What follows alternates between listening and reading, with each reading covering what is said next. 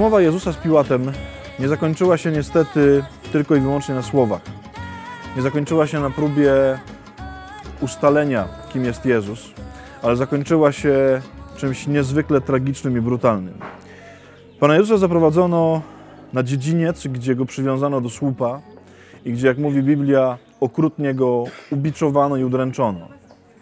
Prawdopodobnie było to potwornie brutalne, wręcz można powiedzieć bestialsko-chamskie ubiczowanie człowieka. Oczywiście każde zadawanie cierpienia jest czymś niezwykle poważnym, ale jak mówią wszyscy mistycy, jak mówią wszyscy ci, którzy próbują jakoś wgłębić się w mękę pańską, prawdopodobnie tam w tym biczowaniu, w koronowaniu cierniem skumulowała się cała nienawiść i całe zło, jakie mieli w sobie ludzie. Trochę nie wiadomo dlaczego, tak jakby zły się uwziął, żeby Pana Jezusa udręczyć.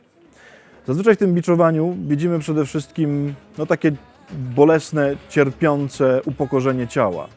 Ale jest tam coś więcej. Tam wydarzyło się, myślę, coś znacznie poważniejszego i Jezus przyjął to biczowanie zupełnie z innego powodu.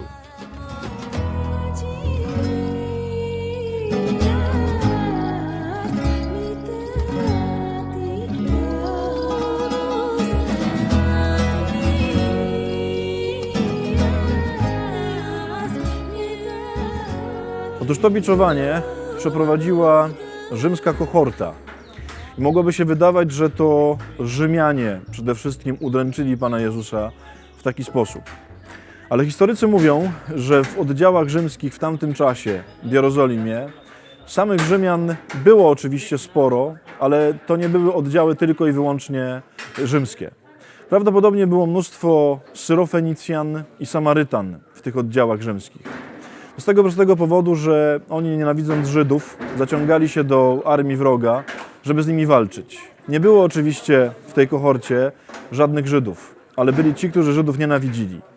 Mówiąc krótko, to biczowanie, oczywiście na rozkaz Rzymian i prawdopodobnie tym, który kierował całym tym okrutnym aktem, był Rzymianin, ale są wielkie szanse, że to biczowanie wykonali inni ludzie, że to nie byli Rzymianie, ale na przykład właśnie Syrofenicjanie albo Samarytanie. A to sprawia, że zupełnie inaczej to biczowanie wygląda.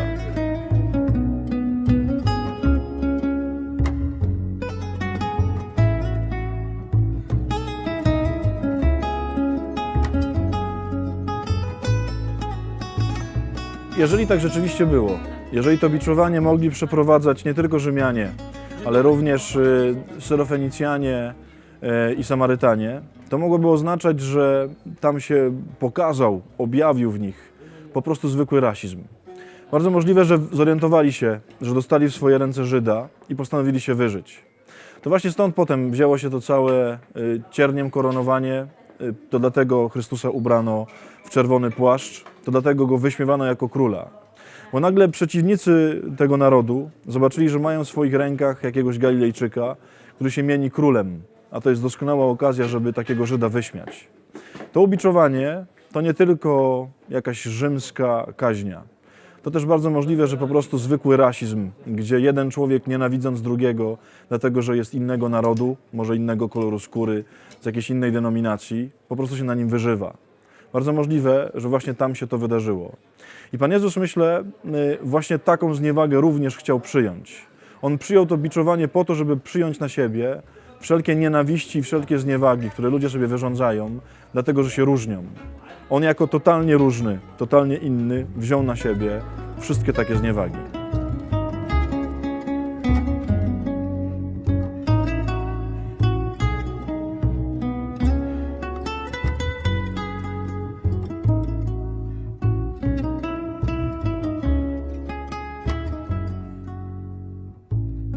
Jeżeli to biczowanie rzeczywiście tak wyglądało, jeżeli tak się mogło stać, to dzisiaj jest taki dzień w naszych rekolekcjach, kiedy koniecznie trzeba spojrzeć na wszystkie nienawiści, na wszystkie waśnie, na wszystkie niezgody, które się między nami biorą, z tego prostego powodu, że różnimy się narodowością, wyznaniem, religią, orientacją, czymkolwiek innym. Jeżeli patrzysz na jakiegoś człowieka i widzisz, że on jest z innego narodu, widzisz, że jest innego koloru skóry, widzisz, że inaczej myśli, widzisz, że jest inaczej ukształtowany niż ty, ma inne poglądy, jest zwolennikiem innej partii politycznej, jest innej orientacji seksualnej i z tego powodu, patrząc na niego, wywierasz jakikolwiek nacisk nienawiści na nim. Jeżeli go biczujesz, niekoniecznie oczywiście fizycznie, ale biczujesz go słowem, myślami, nienawiścią, to robisz to względem Chrystusa. Chrystus wszystkie te nienawiści wziął na siebie, a to znaczy, że od tego momentu powinniśmy wreszcie skończyć. Powinniśmy wreszcie zakończyć wszelką nienawiść, która jest między ludźmi. Popatrz dzisiaj na swoje życie i poszukaj tych wszystkich miejsc, gdzie może kogoś tak traktujesz. Gdzie może ktoś, kto ci się nie podoba i z kim się nie zgadzasz, dostaje od ciebie po prostu bicz za biczem, dlatego że nie może się z tym pogodzić. Dzisiaj jest dzień, kiedy wreszcie, całkowicie trzeba to skończyć.